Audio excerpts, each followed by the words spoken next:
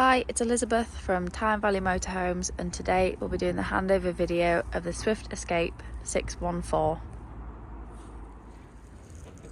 Behind your driver's door, the first thing you'll come to is your freshwater filler point. So for this you'll need the key to unlock the cap, and then you just want to twist and bring the cap off. Then you'll need a hose pipe and adapter, as some sites just provide the brass tap. You're going to pop your hose pipe through there and fill your freshwater tank up all the way. And then when you're done, pop your cap back on and make sure you lock it with a key so no one can tamper with your fresh water. If you can't get to the site's tap, you have got your water pump here. So you'll need your submersible pump and your water pump turned on the inside of the vehicle, and then you can plug it in, pop the other end into your aqua roll or bucket, and then pop the hose pipe in there, and you'll be able to fill your freshwater tank up that way. Above your back wheel on the driver's side, we've got your hookup point. So when you're hooking up your cable to your vehicle, you want to lift the cap on the cable and then align it up with your vehicle. Just remember that it's always a good idea to start with your cable connecting to your vehicle first and then the mains. And then when you disconnect from the mains and then your vehicle, so you're never walking around with a live lead. At the back of the vehicle we've got your garage. So at the top we've got some shelves for some extra storage, and then we've got a storage rack here that does slide out on the other side.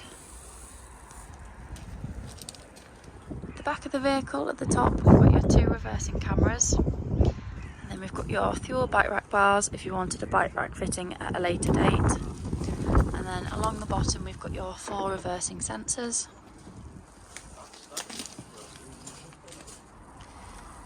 This is the extra storage rack being pulled out, and then to pull it out and push it in, just slide it in, and then it'll click in place. Next we've got your toilet cassette. So as long as the blade on the inside of the toilet is closed, you'll be able to pull the handle up and slide your cassette out. And then to empty it, you just want to twist the spout round, unscrew, and then when you're emptying, push in this little orange button. This just allows some air in and stops it from glugging. And you want to give it a good swirl around with some fresh water, and then pop some green or blue liquid in your cap and screw it back on, and it'll be ready for use again. Next we've got your gas locker. So this will hold 2 6-kilogram gas bottles, and you want to make sure that they're strapped in nice and tight so they don't rattle around when travelling. When you're attaching your pigtails to your gas bottle, it's left to tighten, right to loosen, opposite way around being gas. And you can turn the gas flow on and off with the dial on the top here. On the outside of your passenger door, we've got your diesel filler. So you'll need your ignition key to open up the diesel cap. Just on the outside of your passenger door, we've got your ideal tyre pressures. And on the front, we've got your bonnet release. Under the bonnet, the main things you want to focus on is your screen washer fluid. You've got your engine coolant and your brake fluid. You've got your oil and your dipstick. And we've got your negative here and your positive on here if you need to give or receive a jump start. And then we've got your weight plates on the front as well. So the first thing you want to do when you get into your vehicle is turn your main control panel on. You've got your on and off switch here. And then when you want to turn your lights on, you've got 2 sets of lights. You can turn them on and off. So you've got your front and back. And then you've also got a dimmer, so you can dim the lights down if they're too bright on a night time. And they'll go all the way to 0. Next you've got your awning light. So if it's highlighted, it's on. If it's not, it's off. And then you've got your water pump as well. Next we've got your power. So here you can see your leisure batteries charging, your vehicle battery, and then when you're not hooked up, your solar will light up. Then we've got your water, so you can see your fresh and your waste levels. You've also got your tank heaters, frost alert, and then from here you can empty your fresh and waste tank.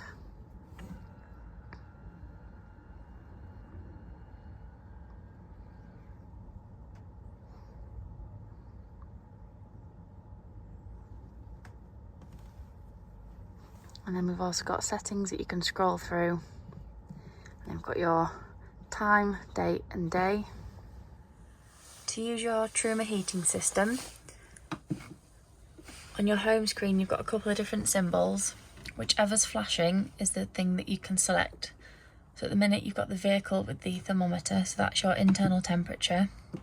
So you can scroll from off all the way up to 30 degrees. Whatever temperature you want, get to it and then click the button again to select. Then you scroll across to the 3 lines and the thermometer, which is your hot water.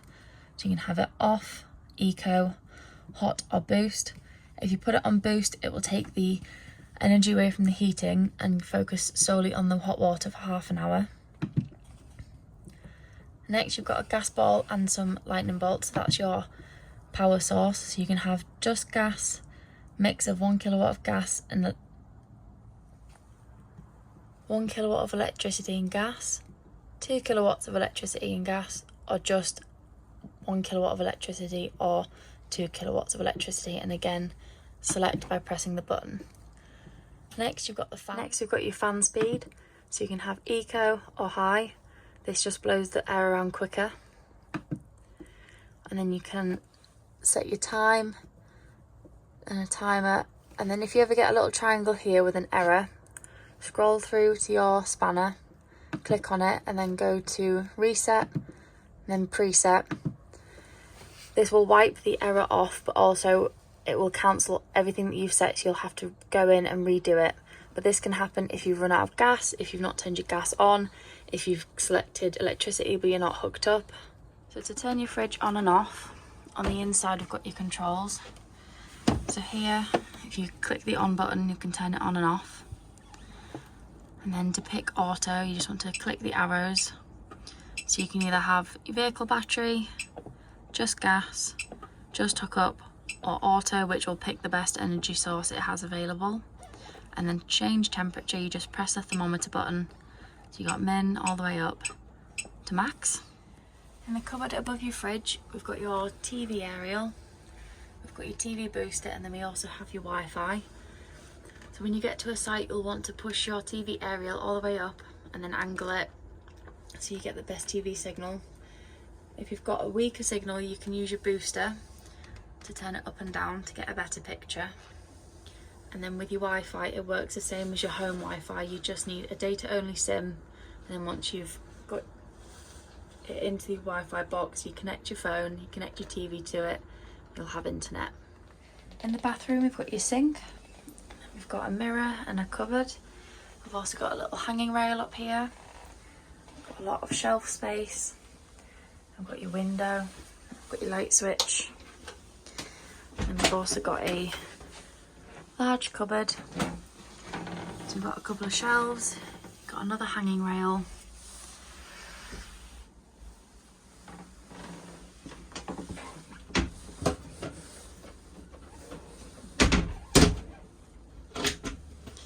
and then below we've got a sliding door into your garage.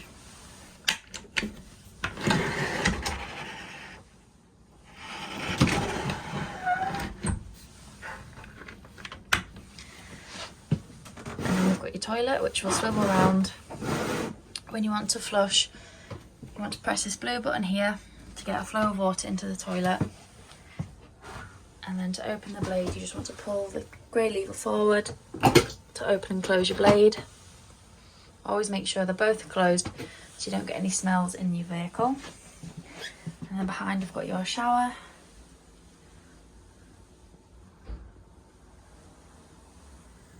Here we've got your 3 gas burner hobs working. Just remember that once you've used them, let them fully cool before you put your glass lid down, otherwise it will shatter. Here we've got your oven working on gas. And here we've got your grill working on gas. Here we've got your hot water working. You might not be able to see the steam, but it is hot and up to temperature. To get your drop down bed to come down, you first want to push the bed up and then push in this button here and then pull down, and then the bed will come all the way down. You've got your ladders on top here to get in, So they just hook onto the side here, and then you've got your bed up underneath in case you wanted a double bed. And to bring it back up, again you just push the button in and then slide the bed up.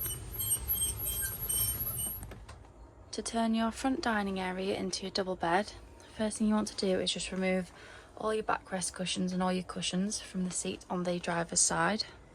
The next part of making the base of the bed up is just to pull this one piece of board over, and it just fills in that gap there. Now to make the table slightly bigger to fit in the gap that's left, you need to grab the extension for your table and then align it up and connect it. Once you've got your two metal rods aligned, you just want to slide it onto the table. So once you've got your extra bit of table connected, you just want to secure the clip underneath, making sure it's not sliding out. The next thing you want to do is push your table down. So there's a clip underneath.